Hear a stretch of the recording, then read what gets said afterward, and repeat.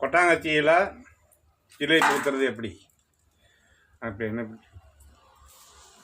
வணக்கம் தோழர்களே, நான் தமிழர் அறிவியலை பல்வேறு ஆராய்ச்சிகளை வெளியிட்டு வருகிறேன். அனுபவம்.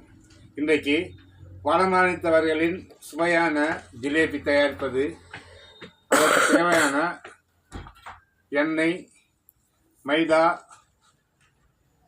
1/2 கிலோ மைதாவில் ஒரு 100 கிராம் அரிசி மாவு கலந்து நன்கு கலக்கி 2 நாள் வைத்திருந்து 1 கிலோ சர்க்கரைக்கு 1 லிட்டர் தண்ணி ஊற்றி சர்க்கரை பாக காசி ஜிலேபி ஊற்றினா சுலபமான சுவையான ஜிலேபி தயாராகிறது.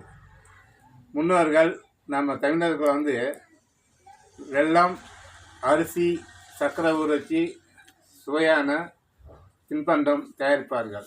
ஆனால் வட மாநிலத்தவர்கள் அங்கு மைதா மாவில் அரிசி மாவு கலந்து ஜிலேபி தயாரிக்கிறார்கள்.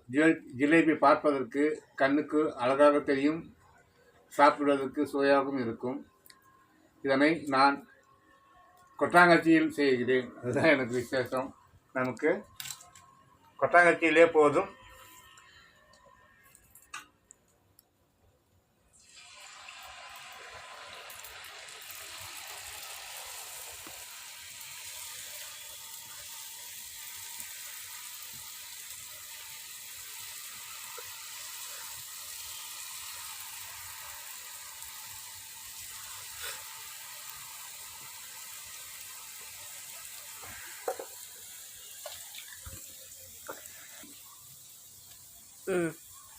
வணக்கம். என்னுடைய சேனலுக்கு சப்ஸ்கிரைப் செய்து ஆதரவு தாருங்கள். நன்றி, வணக்கம்.